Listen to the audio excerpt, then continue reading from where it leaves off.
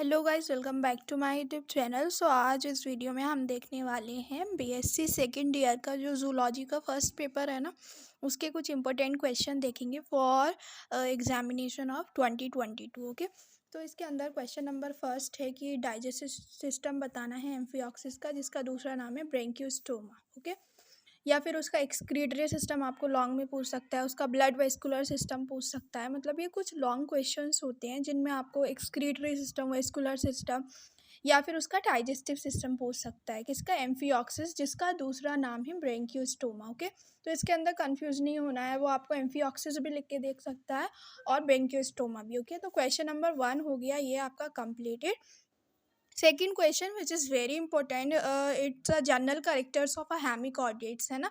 Hemichordates के थोड़े से जनरल करेक्टर्स देने हैं, कुछ आपको करेक्टरिस्टिक फीचर्स बताने हैं। हाँ हाँ, हेमिकॉर्डेट्स में ये होता है। Okay, and the third question is a morphology of adult heart mania, habits, alimentary canal, blood vascular system. Okay, तो हार्ट मानिया एक ऐसा क्वेश्चन है जो कि बहुत सालों से रिपीट होता आ रहा है। मतलब हार्ट मानिया को आपको शॉर्ट में देख लो या फिर आपको कोई भी ऑब्जेक्टिव टाइप क्वेश्चन में या फिर लॉन्ग में, तो ज़्यादातर ये आता ही है। मतलब बहुत बार रिपीट हो चुका है ये क्वेश्चन। ओके, हार्ट मेनिया का।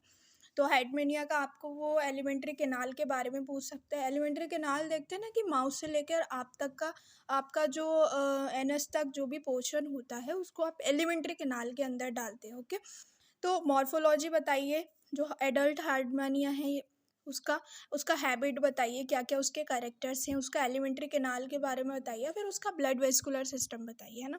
तो क्वेश्चन नंबर थर्ड ये है हार्टमानिया के बारे में। क्वेश्चन नंबर 4 है general characters of urochordata classification, है ना। तो आपको यूरोकॉर्डेटा की क्लासिफिकेशन, हाँ क्लासिफिकेशन तो आपको ज़रूरी याद करनी है, चाहे आप हेमिकॉर्डेट की याद करके जाएं या फिर यूरोकॉर्डेट की, ज़रूर ही पूछे जाती हैं। आपको उसके जनरल करेक्टर पता होना चाहिए।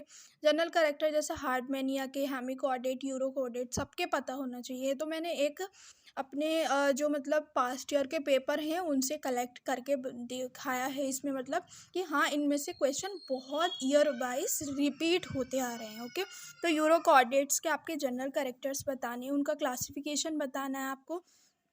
फिर क्वेश्चन नंबर 5 है टेडपोल लार्वा ऑफ हार्टमेनिया। ओके, किस तरीके से उसका टेडपोल लार्वा होता है वो बताना है हार्टमेनिया का। क्वेश्चन नंबर 6 है आपका कि जो एग लेइंग मैमल्स होते हैं विच ले एग। ओके, मतलब कुछ ऐसे भी मैमल्स होते हैं जो कि क्या करते हैं, एग ले करते हैं, तो उनको आपको बताना है बहुत अच्छे से। वो शॉर्ट में भी पूछ सकता है एंड इन लॉन्ग क्वेश्चंस में भी।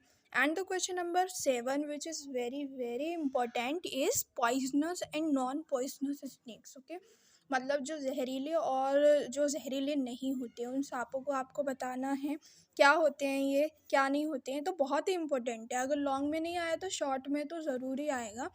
तो क्वेश्चन नंबर 8 है फ्लाइट मसल्स क्या होती हैं, जो उड़ने में काम करती हैं। जितनी भी बर्ड्स हैं उनके पास फ्लाइट मसल्स होती हैं, है ना। फ्लाइट मतलब जो एरोप्लेन को बोलते हैं ना, हमें फ़्लाइट लेनी है, तो फ्लाइट मतलब उड़ने के लिए जो काम करती हैं उन मसल्स को आपको बताना पड़ेगा। एक्सोलेटर लार्वा क्या होता है ये बताना पड़ेगा, लर्न करके जाएंगे आप।